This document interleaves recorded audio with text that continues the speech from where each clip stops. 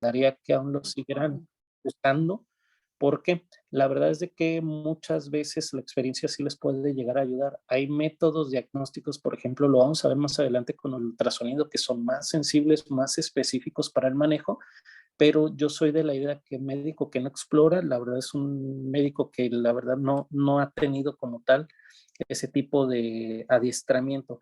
Entonces, muchas veces podemos llegar a detectar algunas otras cosas relevantes mediante los síndromes pleuropulmonares.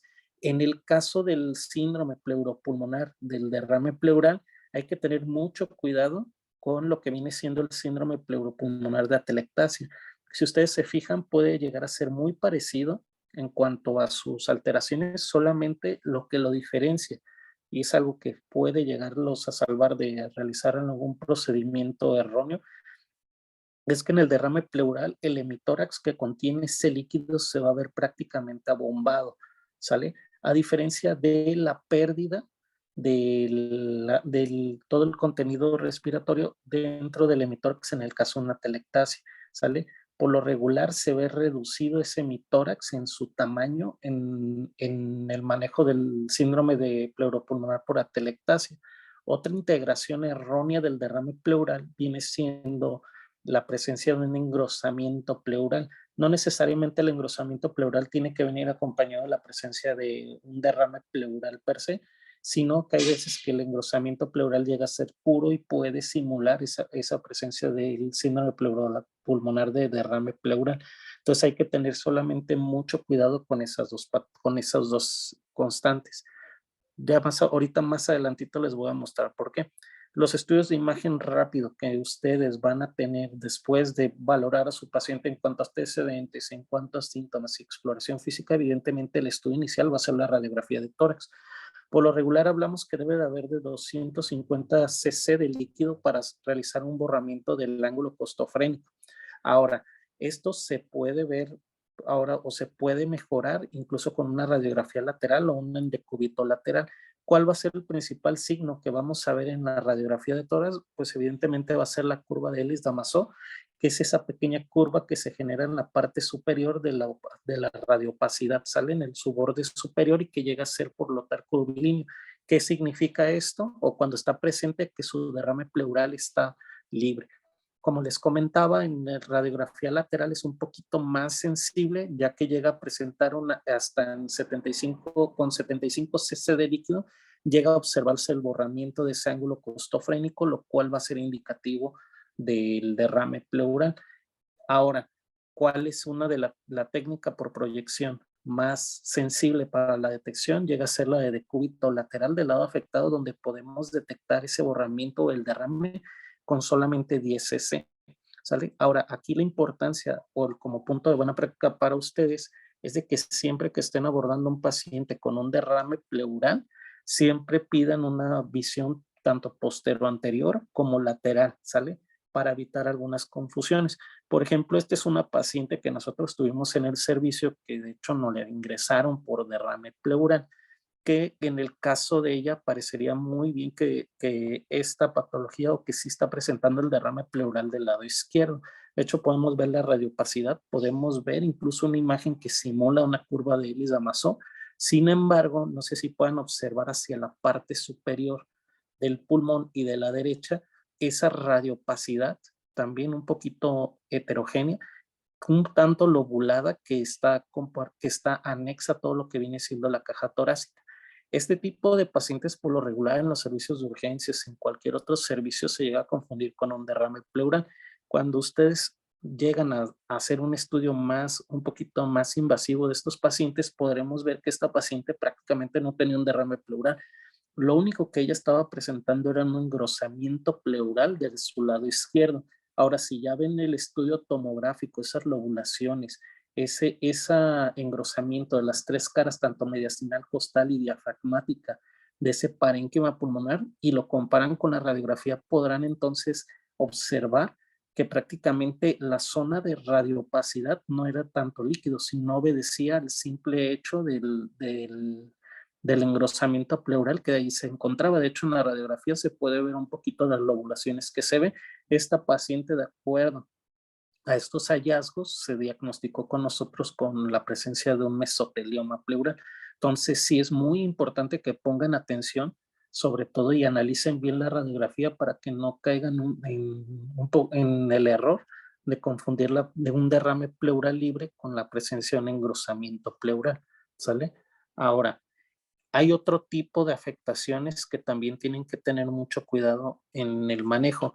Una son los derrames intracisurales, ¿sale? Muchas veces el contenido líquido de ese derrame pleural queda sobre todo como pueden ver en la imagen de la izquierda, se puede ingresar sobre las estructuras de la cisura. Entonces va a generar ese signo que se llama signo de la rosa, ¿sale? De la espina de la rosa. ¿A qué obedece eso? Es la presencia de un derrame pleural sobre la cisura. ¿Qué manejo se les da? Solamente se da conservador y solamente se espera un poquito como tal la reabsorción. Se le puede manejar con diuréticos, sí, pero por lo regular la mayoría de los pacientes tienen una reabsorción espontánea. Ahora, en este contexto, la imagen de la derecha, este tipo de pacientes a veces llegan muchas veces a las clínicas de oncología que tenemos, o sobre todo ingresan o nos piden solicitud a nosotros de otros servicios por la presencia aparentemente de un tumor. Como pueden ver en el hemitórax derecho, en el parénquima pulmonar derecho, se ve una radiopacidad ovalada, homogénea, que parecería generar la presencia de un tumor. Este tipo de tumores nosotros lo llamamos como tumores fantasma. ¿Por qué? Porque si tenemos el antecedente de un derrame pleural, tenemos ese tipo de lesión anexo a una cisura, lo más probable es que ese aparente tumor o esa aparente radiopacidad homogénea se trate simplemente de una colección de líquido que ahí se presenta. Entonces, de ahí el nombre de que este tipo de lesiones muchas veces nosotros las reconocemos como tumor fantasma o tumor evanescente, porque este tipo de pacientes de 2 a 4 semanas tienen ya una total remisión de ese tipo de lesión, ¿sale? Entonces hay que tener mucho cuidado en estos dos aspectos porque son imágenes que llegan a ser muy engañosas, tanto el engrosamiento pleural y el manejo de los tumores evanescentes. Si llegan a detectar uno, hay que pedir una radiografía de tórax de 2 a 4 semanas para valorar la reabsorción del mismo, ¿sale? Ahora, hay otra patología que también tienen que tener un poco de cuidado, que son los derrames subpulmonares. Estos frecuentemente son debidos a trasudados, muy comúnmente secundarios a fallas cardíacas, que por lo regular se presentan del lado derecho o pueden llegar a ser bilaterales. ¿Cuál es el principal signo para nosotros valorar un derrame subpulmonar? Es precisamente la elevación del hemidiafragma de ese lado, ¿sale? Como pueden ver en la imagen del medio, en la imagen A, se observa donde señala la flecha el nivel a donde se encuentra ese hemidiafragma. Como sugerencia, ¿cómo van a diagnosticar bien ese derrame subpulmonar cuando ustedes tengan la cúpula de ese derrame más hacia la lateral, ¿sale? Más hacia su región lateral de su hemitórax, ¿sale?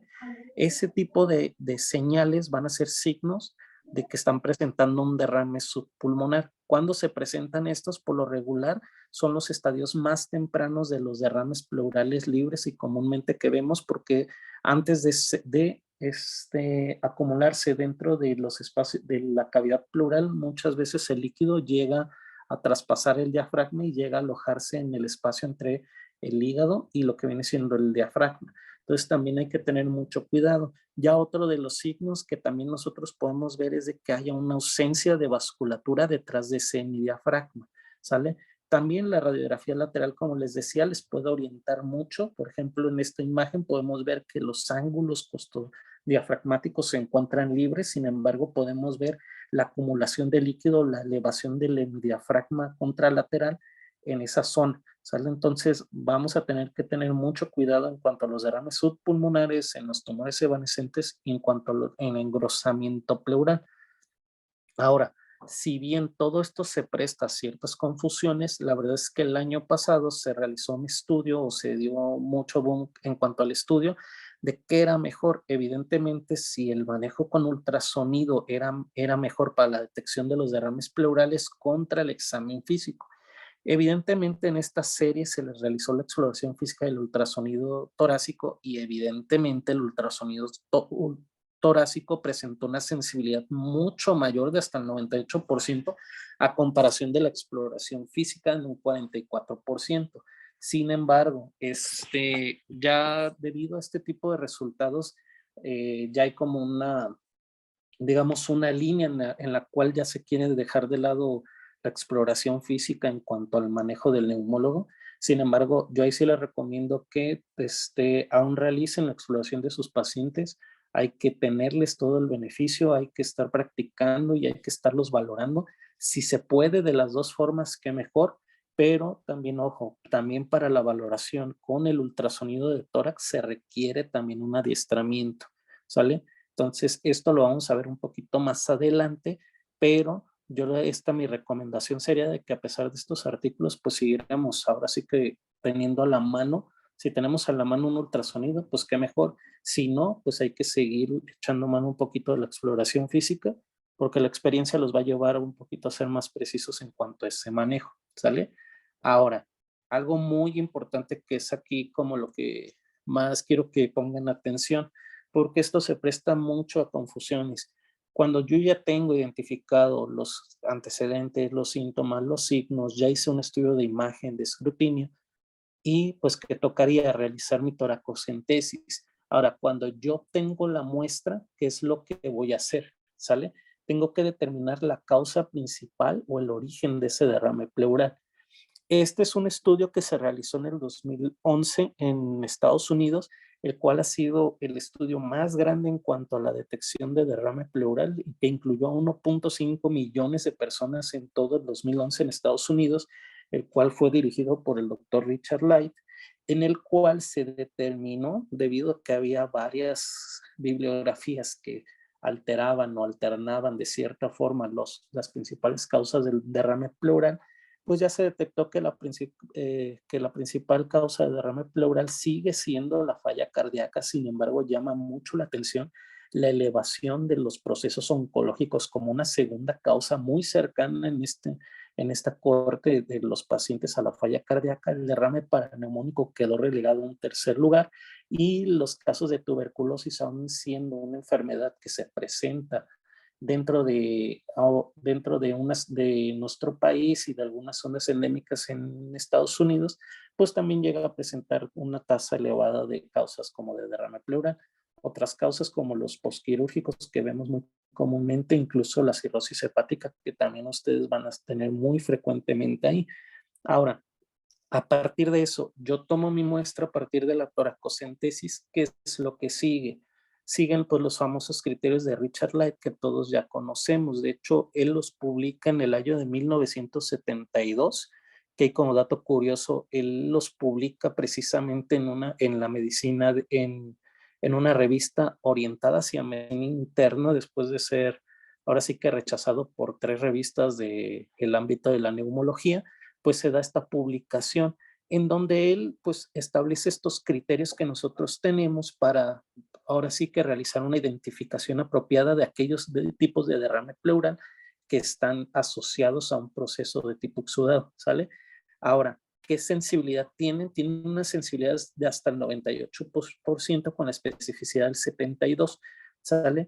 Tenemos 3 parámetros. Primero, la relación de proteínas en suero, que esto nos va a reflejar lo que viene siendo la permeabilidad microvascular a nivel de la pleura. El siguiente parámetro es la relación LDH, la cual nos va a orientar hacia el grado de inflamación de la pleura. Y evidentemente, la cuantificación de LDH, si no contamos con una determinación en suero, pues nos va también a orientar ese grado de inflamación de la pleura. Desde aquí podemos empezar a ver que la LDH pues sí nos va a orientar, o debido a que su proceso fisiopatológico hace referencia a un proceso de inflamación, pues va a ser un poquito más sensible. Que esto pues se ha ya trazado que la determinación de la LDH es el marcador de utilidad más confiable para la identificación de los exudados. Ahora, hay otros marcadores que ustedes pueden usar sin realizar la comparación con los criterios de Light. Si ustedes realizan una toracocentesis y obtienen unos valores de LDH solamente en el líquido pleural mayores a 550, Con eso ustedes ya lo pueden clasificar como un tipo de exudado, porque verán que tiene una sensibilidad muy alta, el 96%, y una especificidad del 100%. Entonces, esto es sin realizar los criterios de Lyme, ¿sale? Ahora, una relación de la LDH entre el suero y el líquido pleural mayor a 1 también tiene una sensibilidad alta de hasta el 91%, ¿sale? Con una especificidad ya que va bajando en un 78%. Sin embargo, también la relación o un nivel de proteínas mayor a 3 gramos en el líquido pleural, pues tiene una sensibilidad del 100, pero una poca especificidad hasta el 30%, relacionada con los procesos también de crónicos, como viene siendo alteraciones en cuanto a la función hepática y a la función cardíaca. Ahora, esta tabla también se las voy a dejar porque es ahora sí que toda la recopilación que se ha hecho en cuanto a la precisión diagnóstica de algunos valores combinados para la detección de los exudados. Como podemos ver, aquí tenemos varios de los que ya les comenté. Sin embargo, para no hablar de todo completo, igual la presentación se las voy a hacer llegar porque esto es muy importante para ustedes. Al final de cuentas, podemos ver que en cuanto a sensibilidad y especificidad, todavía en cuanto a precisión diagnóstica, los criterios de Light se mantienen como un estándar muy apropiado para la valoración de los pacientes y la identificación de los exudados, ¿vale? Hay otros parámetros que sí tienen una mayor tasa de sensibilidad, especificidad e incluso de precisión. Sin embargo, por ejemplo, la determinación de colesterol es un poquito más reservada y no se realiza en todos los centros de salud. Entonces, al final de cuentas, lo más estandarizado serían los criterios de Light. Ahora, de 1972 a la fecha, no hay hasta ahorita algún tipo de criterio nuevo o que haya, digamos, quitado la corona, lo que viene siendo los criterios de la. Sin embargo, aproximadamente en los años 90 se crean los criterios de Hefner, que es un esfuerzo para realizar unos nuevos criterios similares a los criterios de la, que se realiza con algunos especialistas a nivel de pleura en Indonesia y en algunos países del sureste asiático. Este tipo de criterios dentro de los artículos demostró que podía alcanzar una sensibilidad de hasta el 100% y una especificidad del 86%. ¿Qué es la ventaja de los criterios de Hefner que tiene sobre los criterios de Light?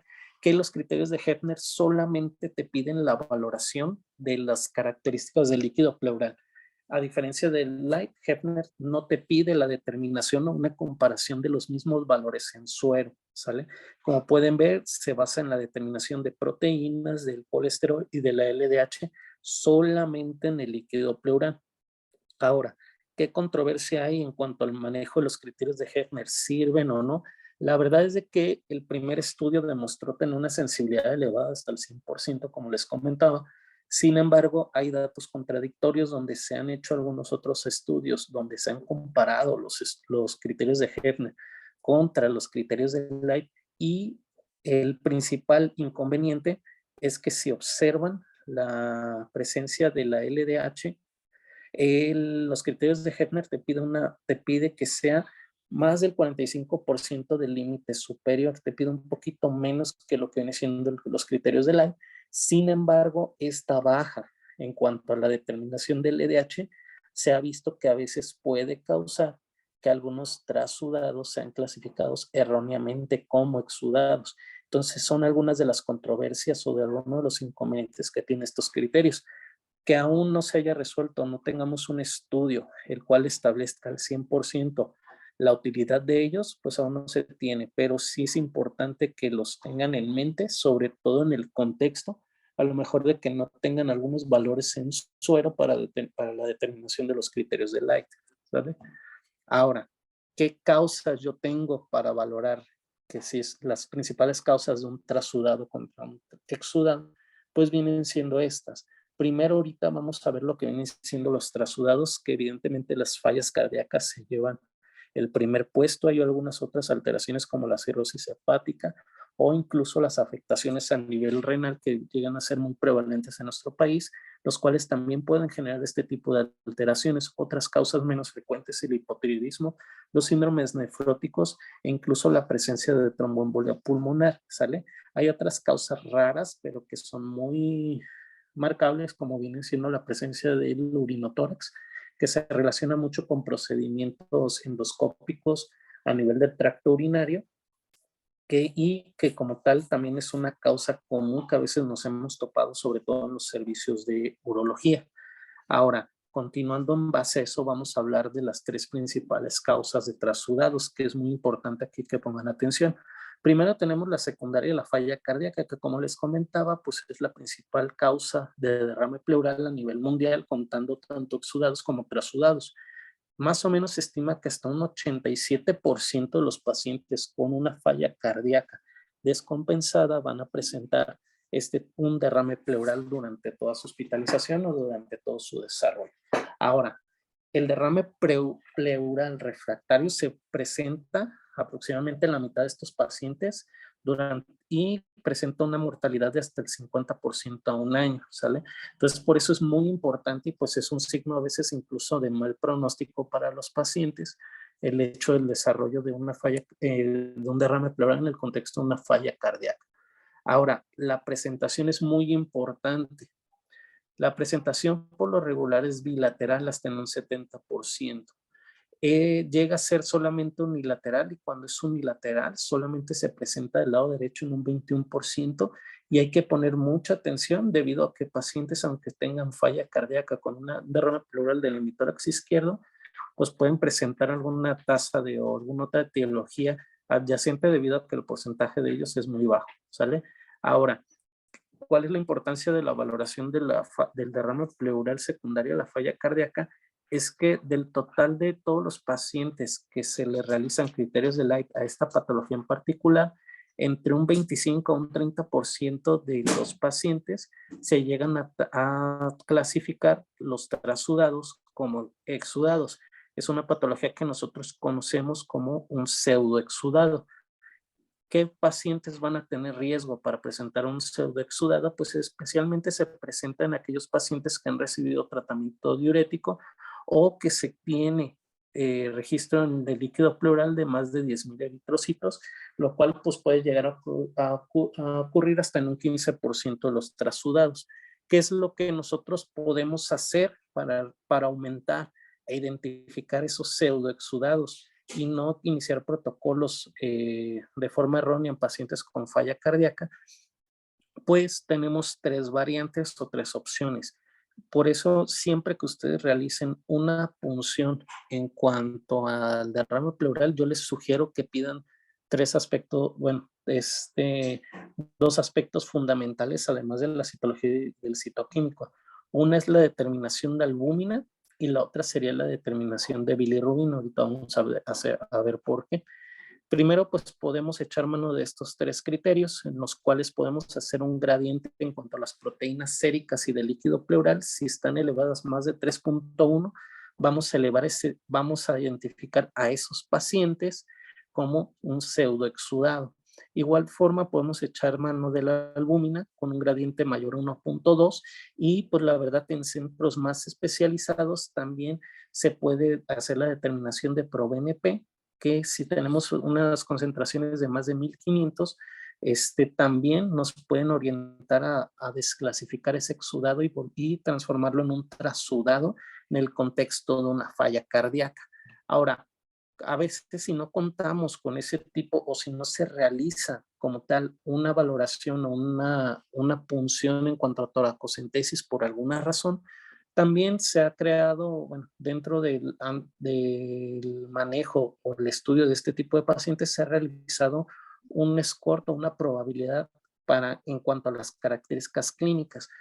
En esta, pues podemos ver que nos vamos a otorgar algunos puntos, algunos aspectos de ese paciente, que va a ser la edad mayor a los 75 años, el gradiente de albúmina que veíamos anteriormente mayor a 1.2 igual a 3 puntos, la LDH en el líquido pleural al menos de 250, que representa 2/3 del límite superior normal del LDH sérico, dará 2 puntos. El derrame bilateral en la radiografía también dará 2 puntos y un gradiente de proteínas mayor de 2.5 dará 1 punto. Si ustedes al realizar esta valoración de escala clínica, tienen un punto de corte mayor a los 7 puntos, la posibilidad o el rendimiento de precisión diagnóstica se alcanza hasta en un 92% para saber que ese derrame pleural se trata de un pseudoexudado. Entonces, como pueden ver, este tipo de pacientes podemos echar mano de estos criterios, que los cuales tienen buena sensibilidad y buena especificidad, y estos criterios clínicos que también presentan un rendimiento de precisión diagnóstica mayor al 92% para detectar ese tipo de pacientes. ¿Cuál es el manejo? Pues evidentemente el manejo que vamos a otorgar en los pacientes va a ser esa optimización de la función cardíaca, que es como tal el pilar del manejo, y lo cual pues podemos ver que se presenta en aproximadamente 89% de los pacientes. Sin embargo, es probable que algunos pacientes, a pesar de que se les da el manejo con diurético y con restricción de los balances en cuanto a sodio, puedan presentar cierto grado de resistencia o de refractariedad a lo que viene siendo ese tratamiento. En esos casos, la toracocentesis es solamente cuando se está indicada realizar como manejo terapéutico de una falla cardíaca. Para resumir, solamente la toracocentesis se va a realizar en el contexto de una falla cardíaca cuando se tenga duda del diagnóstico o cuando se presenta una refractariedad a lo que viene siendo el manejo, ¿sale?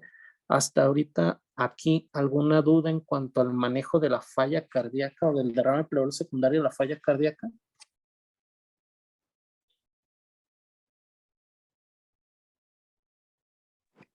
Parece ¿No? que no, doc. Bueno, ahora vamos a hablar rápido de lo que viene siendo otra patología que ustedes van a ver muy comúnmente, que viene siendo el hidrotórax hepático. ¿Sale? Por lo regular sí se llega a presentar hasta en un 5 o 15% de los pacientes ya en una etapa final de una patología hepática. El mecanismo exacto del desarrollo de este tipo de hidrotórax no se conoce, pero la teoría más aceptada es que se da debido al paso del líquido de la citis a través de algunos defectos diafragmáticos que se han podido detectar solamente mediante la realización de algunos estudios de biomarcación. Y existen 4 tipos que son los que les comento ahí. Sin embargo, el defecto a nivel o una fenestra a nivel del diafragma, que es el tipo 3, es el tipo más común relacionado a este tipo de pacientes, ¿sale? Ahora, al igual que los pacientes con falla cardíaca, este tipo de pacientes también van a presentar, o en el contexto de la citis, también van a suponer en muchas ocasiones duda diagnóstica en cuanto al origen de ese derrame. Ustedes también pueden echar mano de estos criterios para diferenciar lo que viene siendo un exudado como un trasudado secundario al hidrotórax. Una relación de bilirrubina entre el líquido pleural y el sérico menor a 0.6 es indicativo de la presencia de un hidrotórax hepático. También los niveles de albúmina con un gradiente mayor a 1.1 también nos va a orientar a lo mismo, al igual que un gradiente de proteínas mayor a 3.1, ¿sale? En estos casos, pues era como les comentaba, yo les recomendaría que dentro de su abordaje o solicitudes al servicio de laboratorio, cuando ustedes lleven una muestra de toracocentesis, que por lo regular puedan ver si pueden correrles los niveles de albúmina y los niveles de bilirrubina, ya que con eso ustedes van a poder prácticamente hacer los gradientes para descartar que cualquier tipo de derrame pleural sea por las dos causas más frecuentes de lo que viene siendo los trasudados, que pueden originar algún tipo de confusión con un exudado, ¿sale? En este caso, pues el manejo, pues ustedes lo saben mejor que nosotros, pues viene siendo, o las recomendaciones iniciales en cuanto al manejo de ese derrame pleural, sería la restricción de la ingesta de sodio, también el agregar manejo con diurético, pero sobre todo también entre un 20 y un 30% de estos pacientes se volverá de cierta forma resistente a este tipo de tratamientos en cuanto al hidrotórax. Ahora, esto sí se los pido, bueno, se los puse ahí un poquito con negritas. No hay que realizar la colocación de una sonda endopleural en este tipo de pacientes, sobre todo en el contexto de un hidrotórax hepático. Esto está contraindicado según las últimas guías incluso de la BPS del 2022, en las cuales pues nos comentan que esto puede generar el retiro de grandes cantidades de volumen de electrolitos y también la pérdida de proteínas, los cuales pues al final de cuentas son necesarias o son fundamentales para el paciente hepatópata.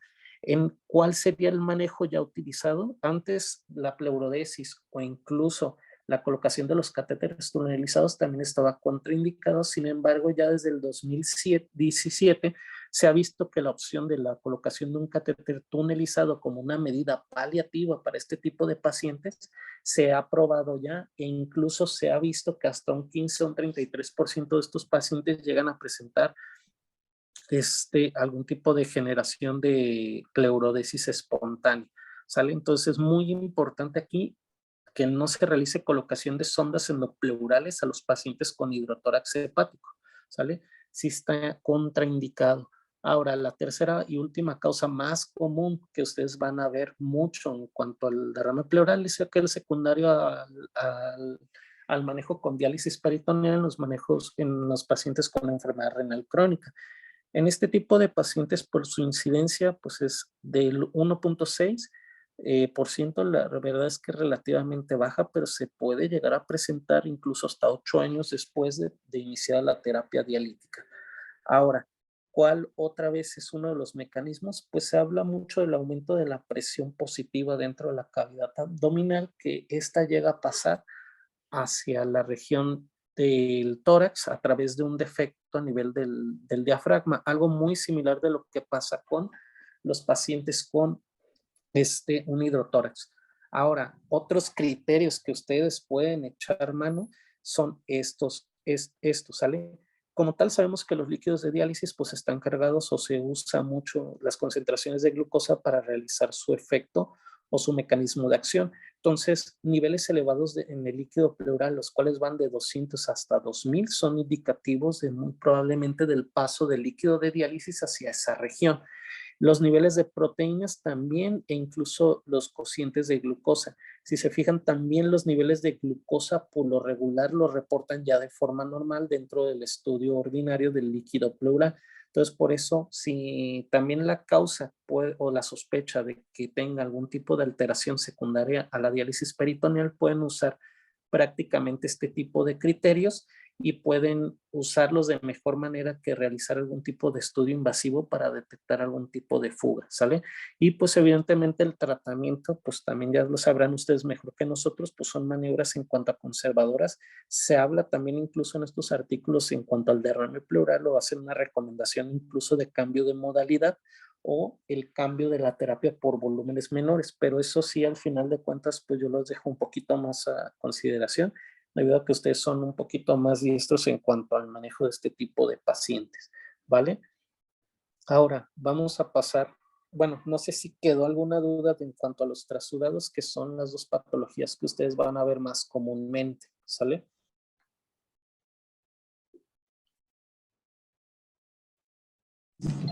Aquí una duda, Ok. Doctor, entonces, cuando se trata de, o sea, de un derrame pleural por diálisis peritoneal, idealmente siempre debemos cambiar a hemodiálisis. Es lo que se realiza como tal, lo que se recomienda de acuerdo al manejo del derrame pleural. Pero yo les comentaba aquí que en este contexto ahora sí que se tiene que individualizar a los pacientes y sobre todo de que ustedes también o el manejo con nefrología, a veces sí tenemos que hablar un poquito más de la mano y que ellos tomen la batuta en cuanto a ese tipo de indicación sola, debido a que pues, se tiene que individualizar cada paciente. Nosotros no podemos generar como tal el cambio de hemodiálisis solamente por la presencia de los derrames pleurales, ¿sale? Además, si son derrames de baja cuantía, también incluso no podemos realizar eso, ese tipo de recomendaciones. Cuando son defectos muy grandes, la verdad es de que ahí nosotros sí tomamos la batuta. ¿Qué defectos grandes serían? Cuando ya se presenten derrames prácticamente masivos, que sean del 80, del 90 o del 100% y que comprometan un poquito la mecánica ventilatoria, incluso el intercambio gaseoso de los pacientes con derrame pleural. Ahí sí es cuando nosotros sí realizamos como tal la recomendación de que se suspenda prácticamente las sesiones de diálisis, se cambia a una terapia por hemodiálisis por parte de nefrología y nosotros, apoyados por el servicio de cirugía de tórax, realizamos ya la valoración en la cual nosotros podemos hacer desde una toracoscopía médica o incluso podemos hacer algunos estudios de escrutinio para detectar los defectos. Para esto, al final de cuentas, generar que el cirujano llegue a tener más evidencia de si hay o no un defecto a nivel de diafragma para que se llegue a reparar. Sería la única indicación que nosotros como neumólogos o donde siempre vendríamos cuando se presente prácticamente el derrame pleural masivo. Por lo regular, este tipo de derrames no llegan a tanto, son derrames aproximadamente entre un 20 o 30%, que es donde ya sí se tiene que individualizar ahora sí que cada caso, ¿sale? Gracias, Doc. Bueno. Ahora, en cuanto al manejo de los exudados, pues les volví a poner esta tablita que es muy ejemplar en cuanto a qué tipo de causas son los exudados. Vemos que las causas más frecuentes pues siguen siendo prácticamente las que les había comentado y las que se descubrió en el estudio del doctor Richard Lai, los cuales pues las causas oncológicas, las causas infecciosas y las causas por tuberculosis también llegan a presentar cierto grado de, de prevalencia elevada. Hay otras alteraciones, incluso como enfermedades como por ejemplo la artritis reumatoide, algún tipo de pancreatitis también se llegan a considerar a veces como tipo de exudados. Y yo también ahí le recomendaría, o bueno, yo agregaría también las infecciones micóticas y algunas infecciones secundarias a lo que vienen siendo abscesos hepáticos. Yo muchas veces les comento a los médicos que están acá en el hospital que muchas veces el hecho de que se genera un derrame pleural secundario, un absceso hepático, no quiere decir que sea la presencia de un hidrotórax, que muchas veces como se tiene una hepatopatía de tipo infecciosa identificada, los llegamos a confundir con hidrotórax, pero es debido a estos defectos, como verán, el diafragma puede llegar a presentar algunos defectos en que este tipo de abscesos hepáticos puedan generar un derrame pleural o puedan generar que el derrame pleural que era secundario a la falla hepática se llegue a infectar. Entonces también son causas muy frecuentes que yo veo en cuanto al manejo de los pacientes en gastroenterología por algún tipo de absceso hepático, ¿sale? Entonces sí hay que tomar también mucho en cuenta. Ahora, eso era como bibliografía a nivel internacional. Aquí en México no tenemos como tal unas cifras así muy claras en cuanto a viene siendo el manejo de los trasudados. Sin embargo, en algunos centros de referencias, como viene siendo el Instituto Nacional de Enfermedades Respiratorias, sí observamos que en algunos estudios se observó que la causa número uno de derrame pleural de tipo exudado seguían siendo los procesos oncológicos, ¿sale? Que se presentaban hasta en un 33%. La presencia de un derrame de una neumonía, un proceso infeccioso fue la segunda causa. Como pueden ver, los pacientes que yo son los que veo un poquito más en cuanto al manejo con el servicio de infectología, que son los pacientes con VIH, ellos llegan a presentar muchos derrames pleurales, entonces también no veo tan descabellado que estén ahí empatados en una tercera posición con la tuberculosis, ¿sale? Ahora, en algunos otros centros de referencia, por ejemplo en Monterrey, tienen como tal otro tipo de datos.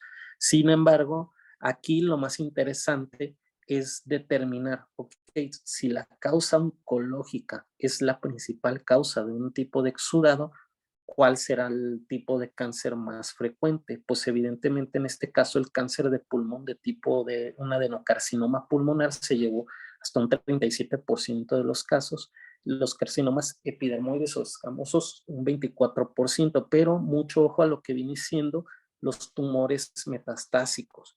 Sobre todo hay que tomar en cuenta mucho la distribución del cáncer de mama y del cáncer de ovario, ¿sabe?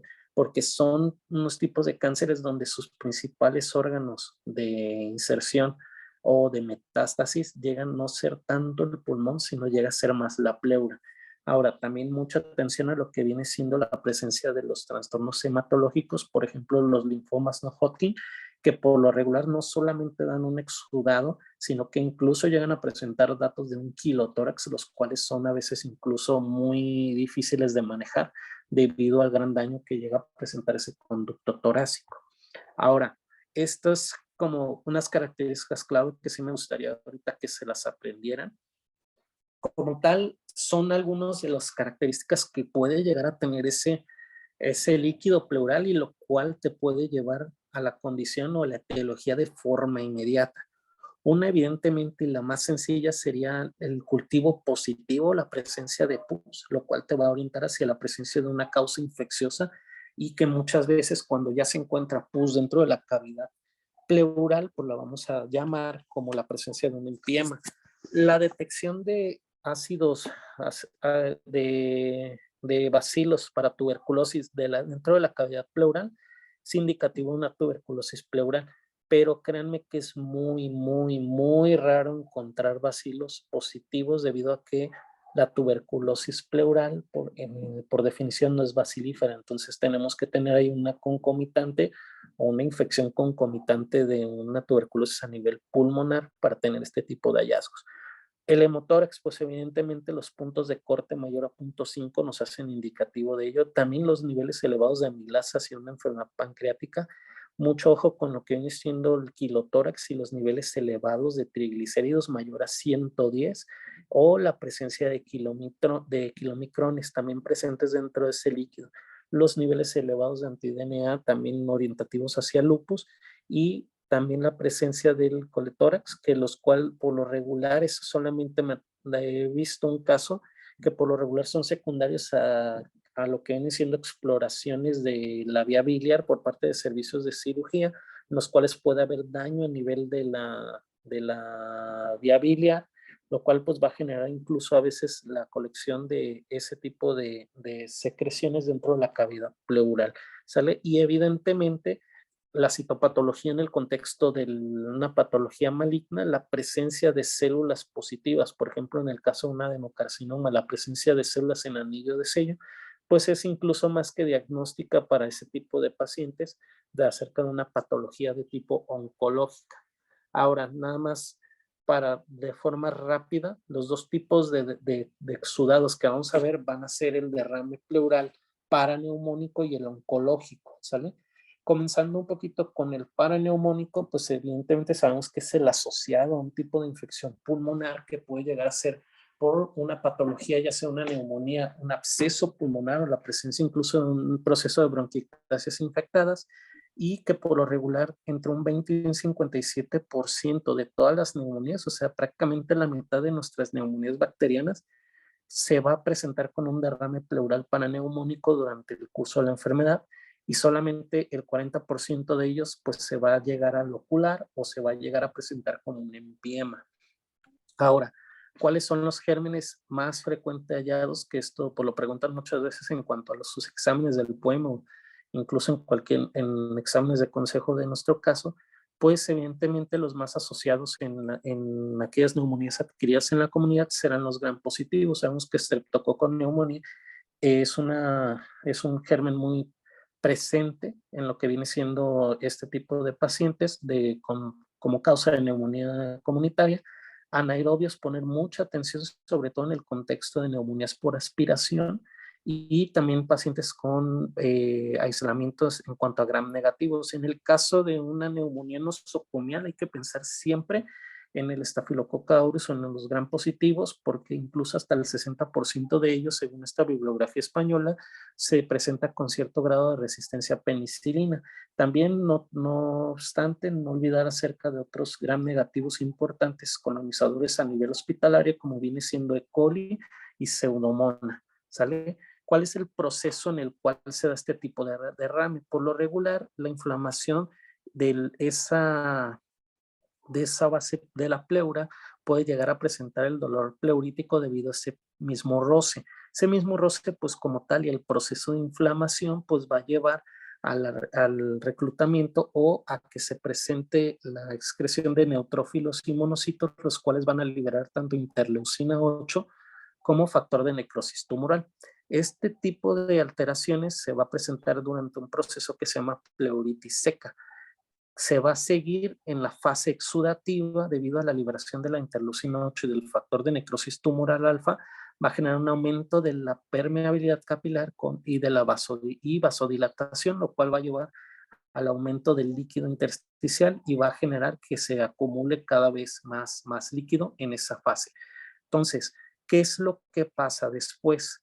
Después, cuando ya se tiene el líquido pleural dentro de esa zona de la pleura, puede ser que se llegue a colonizar o que llegue algún tipo de invasión de germen, los cuales pues van a generar que a su vez ellos va a haber una reducción en cuanto a lo que viene siendo algunas sustancias como el activador del plasminógeno, y van a aumentar otras como los inhibidores del activador de plasminógeno, lo cual va a generar el depósito de fibrina. ¿Sale? Esta fase se conoce como la fase fibrino-purulenta porque también se va a presentar la fagocitación de lo que vienen siendo esos gérmenes y va a perpetuar lo que va a ser esa fase y va a generar al final de cuentas pus o contenido, bueno, sí, va a generar al final de cuentas pus dentro de la cavidad y después va a llegar que es todo ese tejido, va a llegar a una fase organizativa por una invasión de fibroblastos, los cuales van a crear a su alrededor una red de tabiques de fibrina, los cuales van a generar los famosos lóculos que todos conocemos.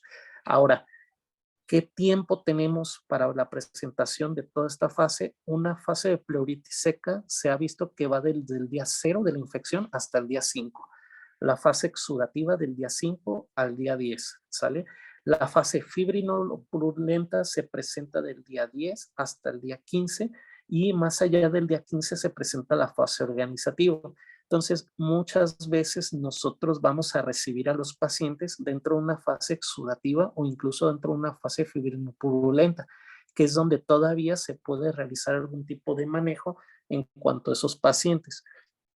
Cuando nosotros realizamos la toracocentesis, como podrán ver, tenemos varias formas de categorizar y de tratar ese tipo de derrame pleural.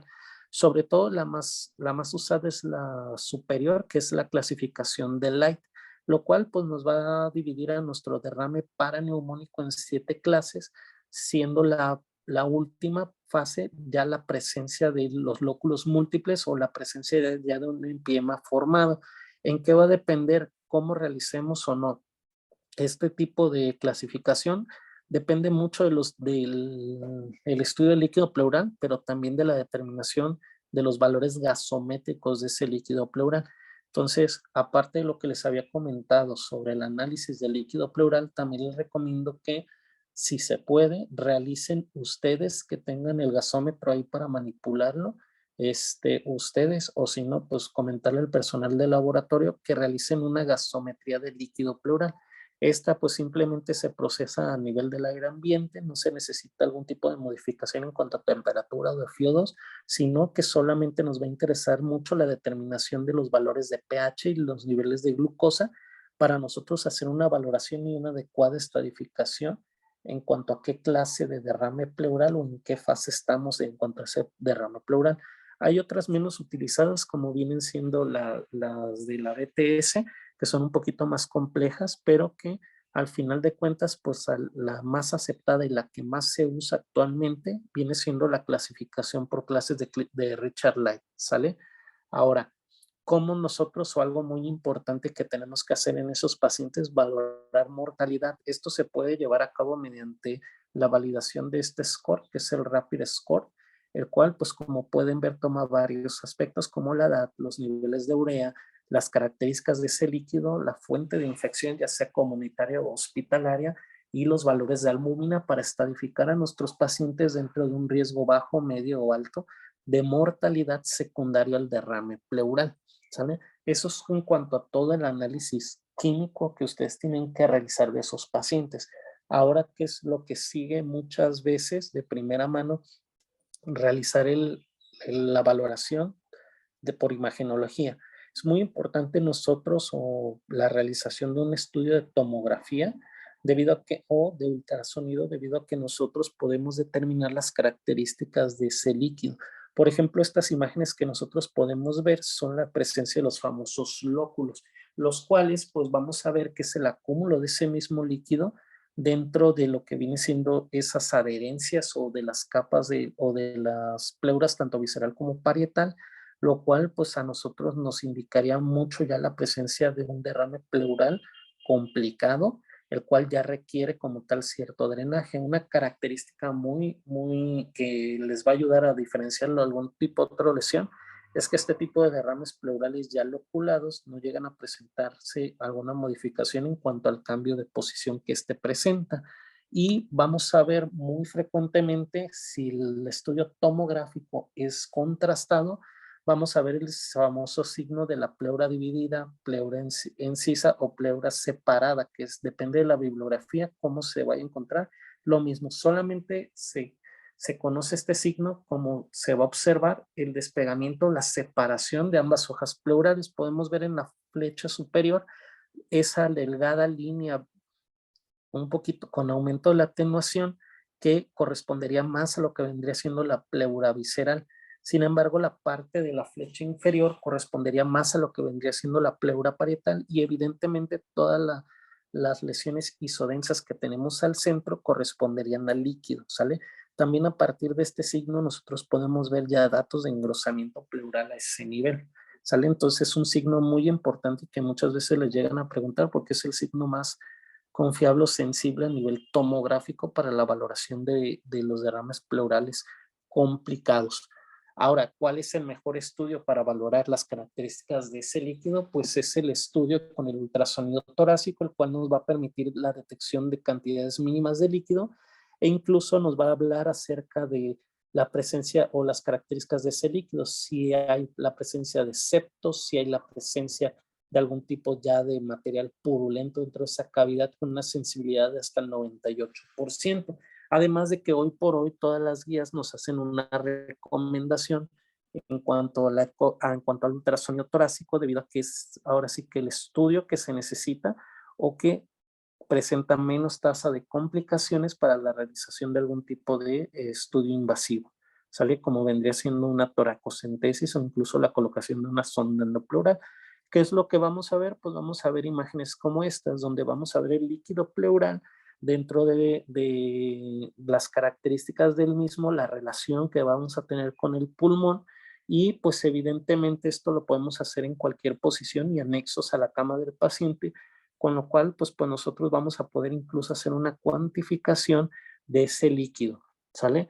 Y vamos a poder ver, por ejemplo, algún tipo de lesiones, por ejemplo, lo que viene siendo en el recuadro A, la presencia de engrosamiento pleural, en el cuadro B la presencia de algún tipo de implantes o de adenopatías que se van a observar dentro de esa pleura, o incluso derrames ya tan complicados como viene siendo la presencia de septos en el cuadro C, o incluso ya la presencia o formación ya de lóculos francos, como viene siendo la imagen en el cuadro D. Entonces, como les comentaba, es el mejor estudio para nosotros observar este tipo de alteraciones, ¿sale?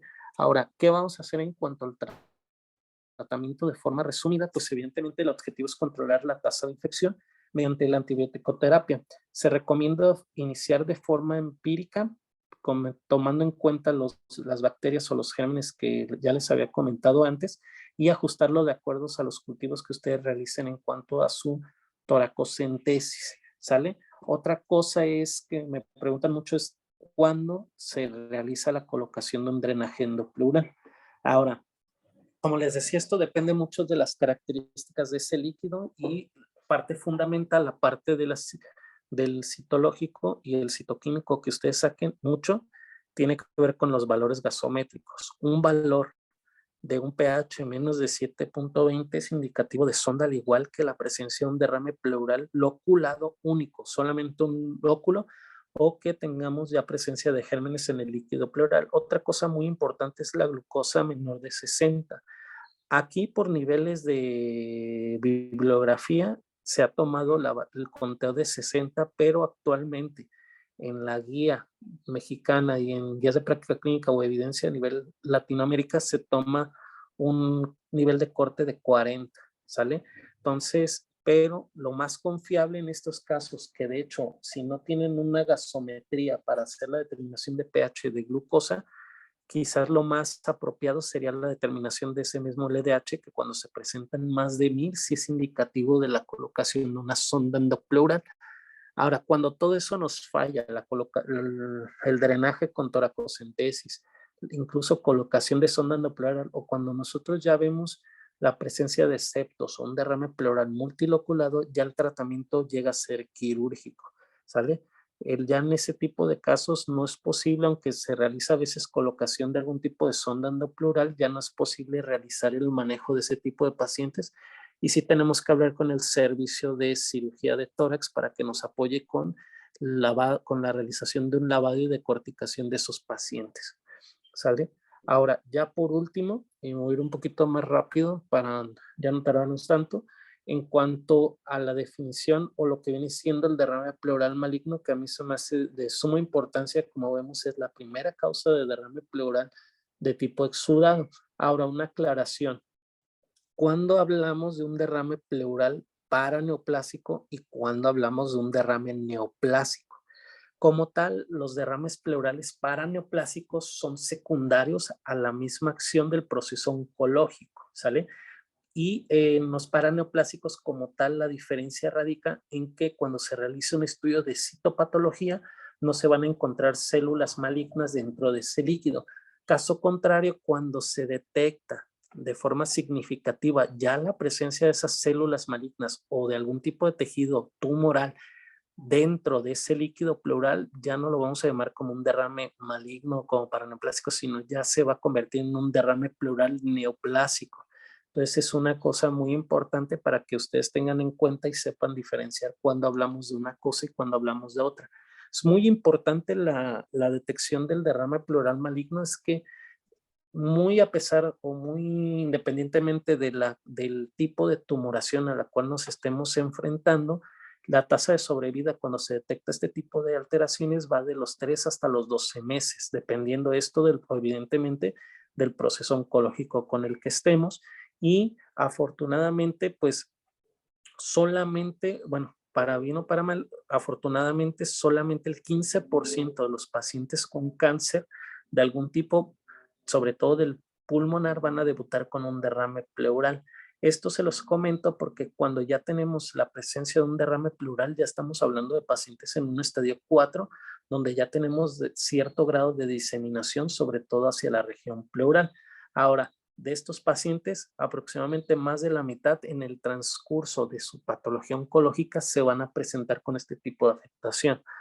¿Cuáles son las principales causas de un derrame pleural de estas características? El primer lugar, sin duda, una se lo lleva las tumoraciones pulmonares, siendo el adenocarcinoma el que más tiene una tendencia por una invasión hacia la pleura.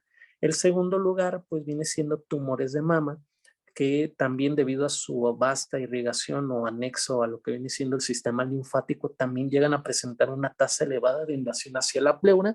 Y en un tercer lugar estaremos hablando de los tumores pleurales hacia los mesoteliomas. Ahora, ¿qué otros tipos de patologías llegan a presentar algún tipo de alteración? Pues tenemos desde procesos desde linfomas, los tumores gastrointestinales y también los tumores de ovario que también llegan a presentar un porcentaje de este tipo de derrames, pero mucha atención a los pacientes, sobre todo en el contexto de pulmón y de ginecología.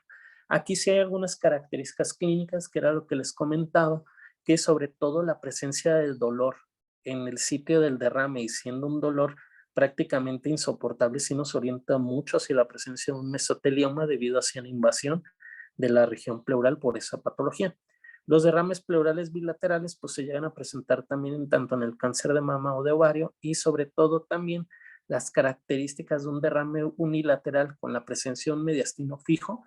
Por lo regular sabemos que los derrames de gran cuantía llegan a ser un desplazamiento de estructuras mediastinales, desplazan corazón o desplazan tráquea hacia la región contralateral al derrame. Sin embargo, cuando tengamos un derrame pleural masivo y con esas estructuras fijas o anexas a lo que viene siendo o en su posición original, pues sí valdría la pena estar sospechando en ese tipo de patologías.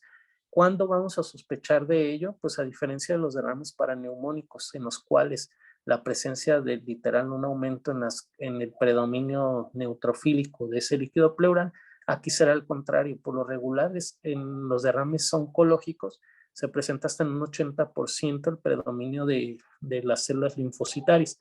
Ahora, el aspecto hemorrágico sí se llega a presentar en un 95%.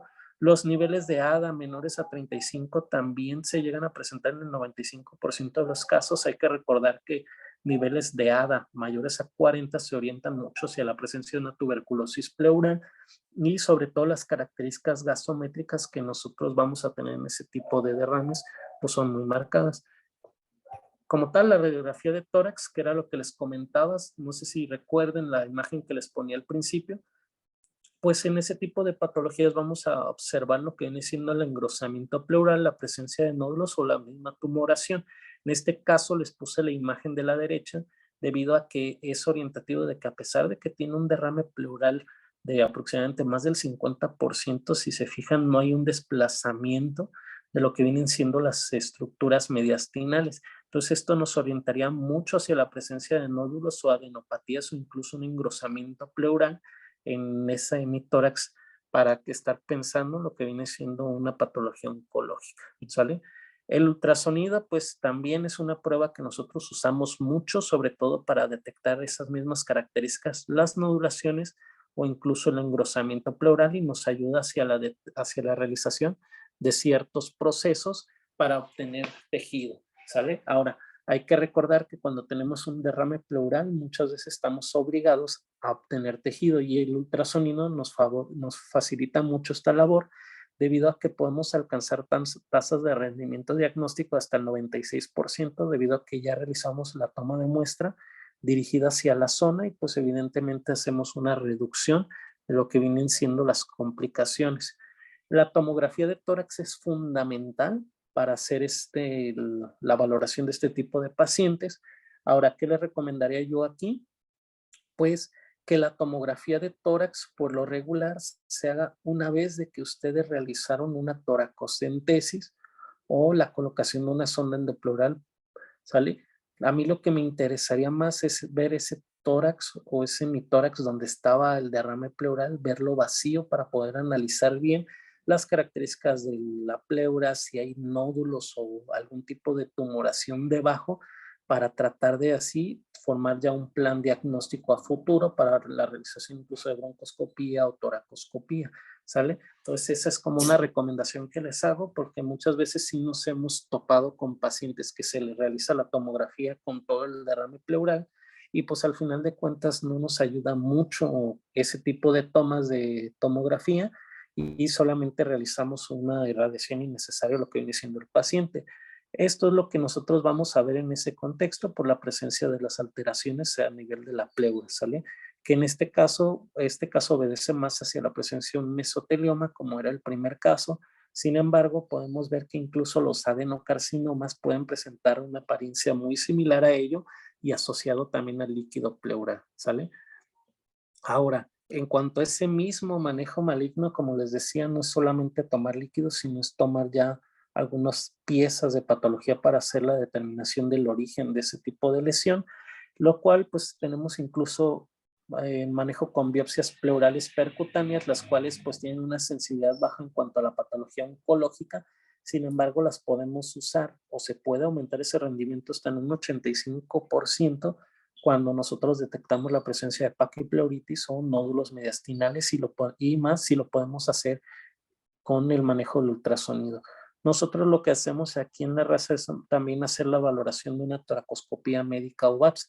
Muchas veces llega el paciente con un derrame pleural masivo que a lo mejor nosotros detectamos de cierta forma que no tiene un compromiso clínico, entonces lo que hacemos es programar una videotoracoscopía que por lo regular lo tenemos indicado en pacientes con ECOG de 0 a 2 y que nos orienta mucho a lo que viene siendo el diagnóstico, ¿sale?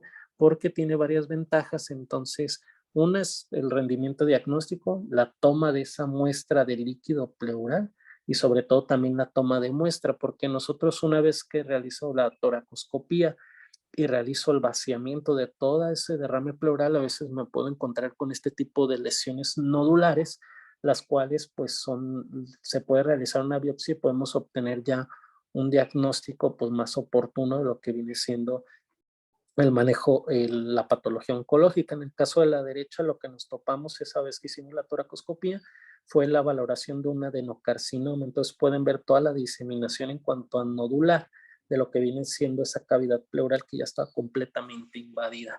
Ahora, ese es en el contexto del diagnóstico, pero ¿ustedes qué pueden hacer en cuanto en cuanto a la valoración? Como les dije el día de ayer en cuanto al manejo de POC, a mí me gusta y es como punto de buena práctica que pongan apellidos muchas veces a sus padecimientos. Lo primero que tienen que hacer es sacar una valoración funcional en cuanto a la escala de Karnofsky de su paciente con un derrame pleural, ¿sale?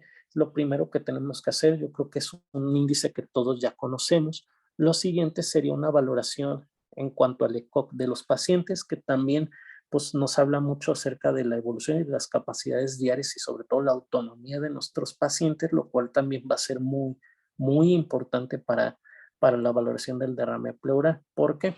Ahora, porque hay que recordar que todas estas escalas nos hablan mucho de funcionalidad y también nos van a hablar de pronóstico, pero en el contexto de un derrame pleural nos hablan de tratamiento a seguir. Entonces yo les recomendaría que realicen el derrame pleural del lado que se encuentre, ya sea paraneoplásico o neoplásico, posteriormente como su primer apellido y segundo apellido a ese derrame pleural sea la escala de Karnofsky y su ECOG del paciente, porque su tercer apellido va a obedecer a un índice que se conoce como índice de Lenz, el cual pues fue validado en el 2014 y ese que nos marca supervivencia. Como pueden ver, en cuanto al índice de Lenz, toma en cuenta tanto los niveles de LDH, el ECOG que ustedes ya sacaron previamente, el ratio en cuanto a neutrófilos y linfocitos y el tipo de tumoración. ¿Por qué el tipo de tumoración? Porque evidentemente sabemos que hay algunos tipos de tumores más agresivos que otros, en los cuales, pues como les comentaba, se incluyen mesotelioma, las patologías a nivel pulmonar y la patología relacionada con mama. Entonces, en base a este índice nos vamos a calificar al paciente en un riesgo de sobrevida, ya sea de riesgo moderado, bajo y elevado. Entonces, este va a ser como tal su tercer apellido para orientar su diagnóstico en cuanto al abordaje del derrame pleural. Más recientemente se sacó el PROMIS Score, que fue validado en el año 2008 y también nos hace una predicción de mortalidad a los 3 meses en los pacientes con derrame pleural maligno, ¿sale? En el cual pues se toman en cuenta 8 variables clínicas para agrupar a nuestros pacientes dentro de un grupo A, B, C o D, y de acuerdo a ello nos va a dar la tasa de sobrevida o de mortalidad a 3 meses fijo. Este es el PROMIS Score que se sacó originalmente, el cual incluía la determinación de una partícula que se llama TMP1, los cuales pues obviamente no se realiza en cualquier centro hospitalario y que es una partícula que nos habla mucho de lo que viene siendo la apoptosis o como tal la destrucción celular. Sin embargo, existe este PROMIS biológico, el cual prácticamente son los mismos criterios, sin embargo, solamente se realiza el retiro de lo que viene siendo esa partícula, ¿sale? Entonces, como tal ha sido el que ha mostrado una mayor precisión en cuanto a la tasa de mortalidad fija 3 meses en este tipo de pacientes. Entonces, yo aquí que les recomendaría en cuanto al manejo, en cuanto al diagnóstico, diagnosticar a sus pacientes con el derrame pleural paraneoplásico que está afectado, el índice de Karnofsky, el ECOG, el índice de Lenz y el PROMIS, porque cuando si presentan ustedes a un paciente con estas características, prácticamente a un neumólogo o a alguien ya nos estarán diciendo cuál es el tratamiento que se tiene que realizar en este paciente, ¿sale? Evidentemente, pues la toracocentesis va a ser autorizada como método diagnóstico y como método de terapéutico para este tipo de pacientes, sobre todo en el caso de la disnea. Cuando se realiza una toracocentesis, solamente se realiza con fines diagnósticos cuando su paciente presenta disnea. Solamente son las únicas 2 indicaciones para realizarlo. El drenaje máximo que ustedes tienen que hacer es de 1.5 litros para evitar algunas complicaciones de edema por reexpansión, ¿sale? Ahora, lo que les comentaba en cuanto al manejo de los pacientes con la determinación del índice de Karnofsky de Koch va de acuerdo mucho a si son candidatos a pleurodesis. La pleurodesis ya sabemos que es la posición o el cierre de la cavidad pleural, tanto a nivel de la pleura parietal y visceral, mediante la aplicación de un agente irritante que puede ser de varias causas, desde talco hasta isodine o incluso algunos antibióticos se han usado. El objetivo principal de este tipo de pacientes es prevenir las recurrencias del derrame pleural. También está indicado en el manejo de neumotórax. Sobre todo yo lo he usado en manejo de neumotórax de pacientes con VIH con infecciones secundarias a Pneumocystis jirovecii. Y pues evidentemente la realización de una pleurodesis química nos ayuda mucho a evitar la morbilidad relacionada de estos pacientes. ¿Sale? Ahora, esas son las indicaciones que les comentaba. La cuestión de las condiciones ideales para realizar la pleurodesis, pues van más de acuerdo a lo que viene siendo índices de Karnofsky. Como pueden ver, índices de Karnofsky mayores a 40 puntos, pues nos dan una esperanza de vida o más de 3 meses, entonces con lo cual se indica la realización de una pleurodesis, ¿sale? Entonces, por eso les comentaba que es muy importante hacer la determinación del índice de Karnofsky para ver si su paciente es candidato o no a la realización de la pleurodesis. Otras condiciones ideales serían tener evidencia de que ese pulmón se expande cuando la realización de la toracocentesis y pues descartarse que tenga algún tipo de obstrucción bronquial por alguna tumoración, sobre todo en el contexto de que se presente algún tumor endobronquial. Las contraindicaciones, evidentemente, para realizar todo este proceso, pues son los índices de Karnofsky menor de 40 o niveles de Koch también mayores a 2, perdón, y pues todo lo que habíamos comentado, que tengamos falta de evidencia de la reexpansión de ese pulmón tras la evacuación del líquido pleural o incluso que detectemos la presencia de algún tipo de pulmón atrapado o incluso se ha visto que valores mayores a 19 centímetros de agua cuando nosotros realizamos una manometría pleural se relacionan mucho con el fallo de la pleurodesis. Ahora, cuando nosotros tenemos un fallo de la pleurodesis o la pleurodesis no está indicada, ¿a qué va mucho? A la colocación de un catéter permanente pleural. Este tipo de catéteres tunelizados, pues evidentemente se van a poner en los pacientes que tengan ECOGs elevados o Karnofskys menores de 40 o que tengan una sobrevida menor a 2 meses, ¿sale? Ese es el catéter que nosotros usamos o que es el más conocido, que es un Pleurex, que por lo regular aquí sí se vende en México, pero sí son bastante caros. Solamente este tipo de catéteres se colocan mediante una inserción, mediante una técnica de Selinger, se adiestra al paciente cómo quitar el líquido dentro de su botella y el paciente puede vivir completamente con ese tipo de sistemas. Obviamente están reservados a pacientes ya terminales o con esperanzas de vida menores a 2 meses. Entonces, evidentemente sí se tiene que tener una red de apoyo familiar para el uso de ello o que el paciente demuestre que él puede utilizarlo o que puede hacerse cargo de él. Como tal, las ventajas pues es de que evitamos muchos reingresos y procedimientos innecesarios en este tipo de paciente y pues podemos hacer un manejo paliativo de ese derrame pleural mediante la colocación del mismo. Las principales complicaciones, pues al final de cuentas, solamente se da el cuidado del sitio de herida que puede llegar a presentar incluso celulitis y las complicaciones pues más asociadas a este tipo de aparatos es precisamente durante la inserción que puede llegarse a provocar un neumotórax. Entonces son como complicaciones que se pueden llegar a todavía manejar, ¿sale? Cuando se retira el catéter se habla mucho acerca de que se puede retirar cuando se alcanza un drenaje de menos de 50 mililitros en 3 consultas con una división mayor de 24 horas, pero hasta ahorita no hay un tiempo determinado debido a que a pesar de que se indica en pacientes ya terminales o con una tasa de vida menor a 2 meses, por lo regular hay pacientes que superan esta expectativa de vida e incluso pueden llegar a que este tipo de pacientes puedan usar ese aparato durante 18 semanas sin que se haya reportado algún tipo de eventualidad, ¿sale?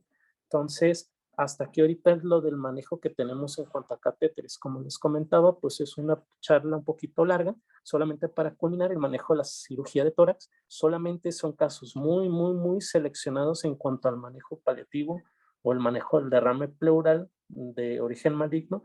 Solamente está reservado a pacientes con una esperanza de vida mayor a 12 semanas, ¿sale? No sé si tengan alguna duda de lo que acabamos de comentarles. La verdad es que es un tema muy, muy, muy largo, pero traté de sintetizarles lo más que pude, sobre todo todas las principales causas de transudados y de exudados. ¿Vale? Respecto al catéter tunelizado, Doc, cuando se supera la expectativa de vida del paciente, ¿en qué momento se decide cambiarlo? ¿O en algún momento se pone, en vez de cambiarlo por otro catéter, una sonda endopleura? No, por lo regular los catéteres, sobre todo de pleura, se pueden dejar ahí. Incluso la indicación que se ha dado es de que tú citas a tu paciente durante 3 días consecutivos y si tú observas que tienes un drenaje menor a 50 mililitros, tú puedes retirarlo. Ahora, si son pacientes que incluso han durado hasta 18 semanas, por lo regular se retira y no pasa nada. La única indicación que sería cambiar el catéter sería por mal funcionamiento o algo que se comentaba ahí en la diapositiva que sería por fractura del mismo, que es cuando algún pedazo del catéter se llega a romper y algún pedazo queda adentro, sería la única indicación de poner otro. Por la verdad, esos catéteres son de muy buen uso y al final de cuentas también se ha reportado que hasta un 60% de los pacientes que usan un catéter tunelizado llegan a presentar incluso una pleurodesis espontánea, porque no deja de ser un objeto extraño que está alojado en la pleura y que puede provocar una reacción inflamatoria dentro de la misma, que es lo que nosotros buscamos con la realización de la pleurodesis química, ¿sale? Okay. Entonces, ¿alguna otra duda? ¿Nos podría repetir cuál es la utilidad de tomar un colesterol en el líquido en el líquido pleural? Bueno, la determinación de colesterol sobre todo se llega a usar mucho para la determinación de lo que vienen siendo aquellos pacientes con algún tipo de patología del tipo exudado. Otra de las indicaciones que se tiene también es en el manejo de los pacientes con quilotórax y en los pacientes que se presenten con algún tipo de biliotórax, ¿sale? En este caso, por la rentabilidad diagnóstica de este tipo de mecanismos de lo que viene siendo del colesterol, pues llega a ser elevada cuando tú lo combinas con la determinación del LDH. Si tú tienes una LDH en el líquido pleural mayor de 250 y el colesterol mayor a 55, tu rentabilidad o tu sensibilidad para detectar un exudado es de hasta el 97% con una precisión del 93%. Entonces sí es bastante importante a veces que se llegue a usar incluso para la determinación de un kilotórax, ¿sale? De acuerdo.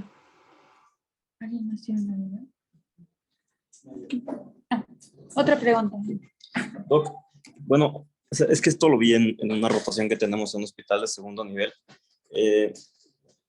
Teníamos una paciente de 60 y tantos años con SEA de pulmón, ya, con METs a todos lados, que llegó con un derrame pleural. Entonces ya comprometía la mecánica ventilatoria, desaturaba, era como un 80% bilateral, o sea, grandote. La cosa es que solo había una sonda endopleural y era rígida y estaba muy grande, o sea, no, la paciente estaba chiquita.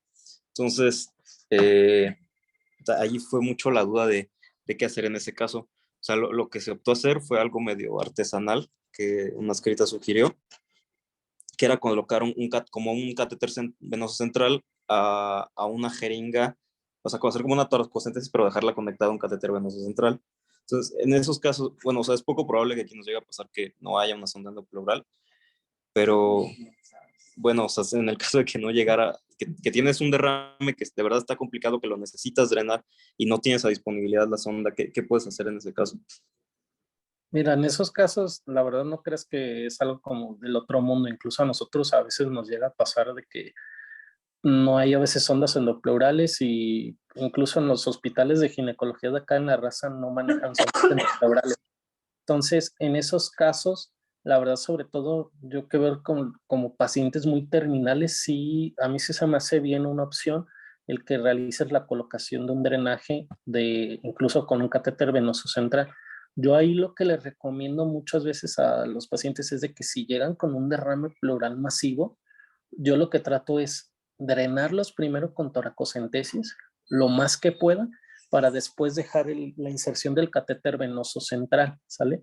En esos casos puede ser incluso, nos ha tocado hasta poner sondas de Nelaton o sondas Foley de algún tipo para hacer ese tipo de maniobras. Ahora, ese tipo de maniobras, colocar el catéter venoso central, sí te va a ayudar hasta cierto grado al drenaje del derrame, digamos, residual, pero va a tener una tendencia a que se te va a tapar, porque son lúmenes muy chicos y por lo regular los derrames pleurales de origen maligno se asocian mucho a contener fibrina o contener coágulos, entonces va a ser una resolución un tanto temporal, pero si tú tienes esa disponibilidad, la verdad yo no lo veo mal que se realice.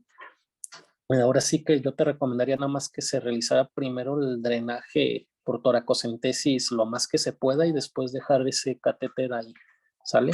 Ahora sí que hay que echar mano de todo lo que tengamos. También si tienes incluso lo puedes llegar a conectar en un aspirador para realizar el drenaje un poquito más rápido, también es válido, ¿sale? Aquí el chiste, sobre todo en ese contexto de pacientes que me dices un tanto ya en estadios 4 de cáncer de pulmón, la verdad es de que el manejo de los síntomas sí lo tenemos que hacer ahora sí que acomode el lugar y con todas las maniobras que se nos orienten para que sobre todo nuestro paciente esté cómodo ya en el contexto de un cuidado paliativo, ¿vale? Sí, doc, muchas gracias.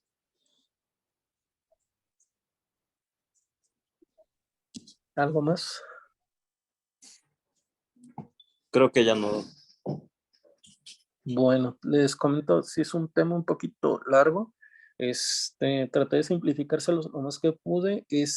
Ahorita, de cualquiera que ahorita me haya mandado algún tipo de presentación, les mando ahorita esta presentación. Sobre todo me interesa mucho que vean un poquito más las combinaciones en cuanto a la detección de exudados y de pseudoexudados. También ahí viene un poquito más la bibliografía acerca de los estudios de los Rapid Score o del Promise Score o de los Lent Score, pero sobre todo que se queden con los criterios de diferenciación de algunos tipos de transsudados, como por ejemplo falla cardíaca, hidrotórax o diálisis peritoneal, y también todas las combinaciones que ustedes pueden usar y la rentabilidad de las mismas para hacer la detección adecuada de los exudados. Les digo, la verdad es un tema muy, muy largo, pero pues espero que les haya servido un poquito más y que pues tomen uno que otro consejo del mismo, ¿vale? Si no hay dudas, el lunes los vería, continuaremos con neumonía en la comunidad, ¿verdad? Sí, doc. El martes sería TEP y el miércoles hemoptisis, ¿no es correcto? Sí, perfecto, doctor. Bueno, cualquier cosita igual tienen mi número, si tienen alguna otra duda o quieren algún artículo, me hablan, ¿sale? Listo, muchísimas gracias. Bueno, que estén bien, hasta luego todos. Bueno, buen fin. Buen fin.